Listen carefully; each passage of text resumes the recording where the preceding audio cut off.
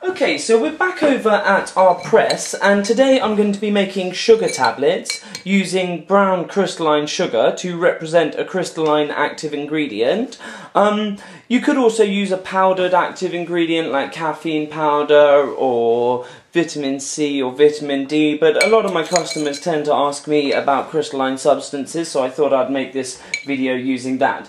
I've added a couple of spoons into the top of the chute, and what we're going to do is we're going to hand crank out between 10 or 20 tablets so that we can get an average weight of the tablet of pure active ingredient.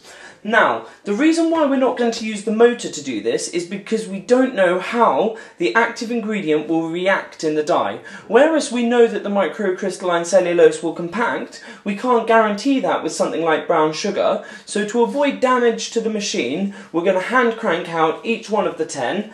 And we're also not going to worry about whether or not the tablet falls apart on ejection, because it's got no binding agent in there, so the chances are it'll come out very loose or it'll only just be held together, but hopefully with a slow handheld crank we should be able to get out 10 to 20 reasonable tablets.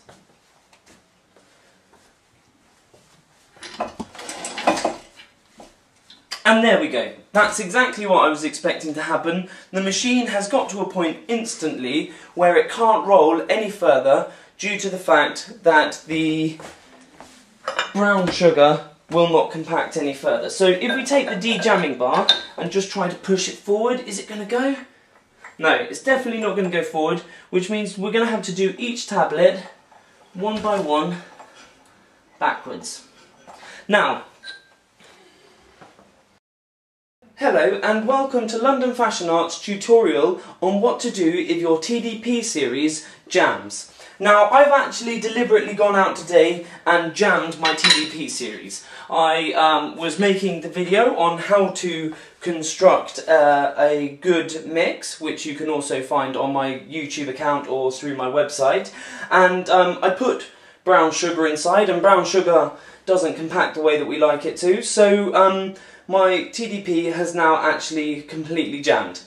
Now, I know that it's jammed because the bar won't go any further, and if I'd had the motor on, at this point it would have cut itself out, may or may not have blown a fuse. The first thing I want to check is whether or not I can move it forward using the de-jamming bar. So in this case, no, there is no way that that brown sugar is going to let me complete an entire cycle so that it can be ejected up and out of the die. So what I'm going to have to do is I'm going to have to start moving the press backwards through a reverse cycle.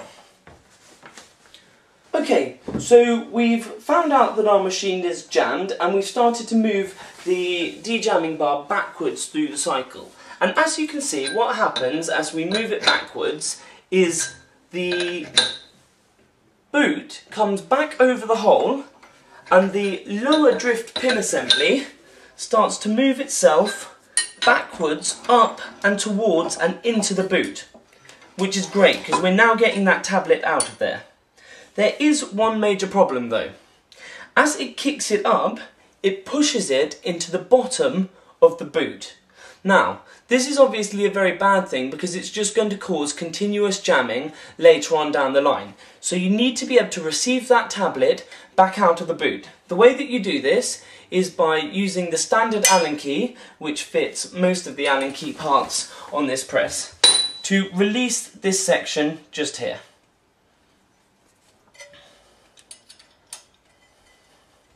And by turning it to the left, you do so.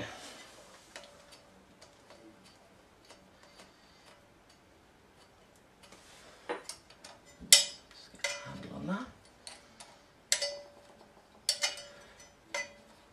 You don't have to bring it all the way. Sometimes it's nice to leave just a little bit in there so that you don't have to fiddle about getting it in again.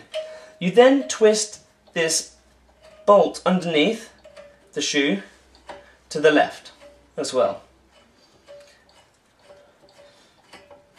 until it pops out and you're left with a bit like that. And if you've been using your press regularly, it will be very, very dusty like this one.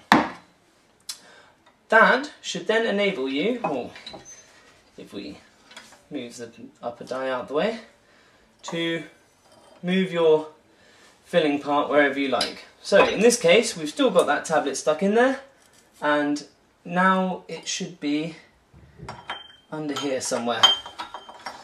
But our brown sugar will go everywhere first. 1 second.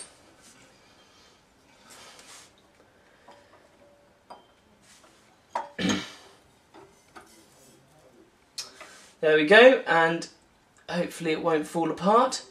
As you can see, one very stuck brown sugar tablet, and it's a lot thicker than my other tablets, and it has bound surprisingly well actually.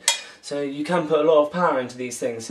But there you go, there's our one tablet. We're now going to make up another one, but we're going to make up this tablet without having the chute there, so that we can easily de-jam it once we've done it again, because we're going to need more than one tablet to make up an average. So you can do this quite simply by hand, by moving it through the motions until the lower pin drift assembly drops down, filling it up by hand, scraping the excess out of the way, completing the cycle until the point where it won't go anymore.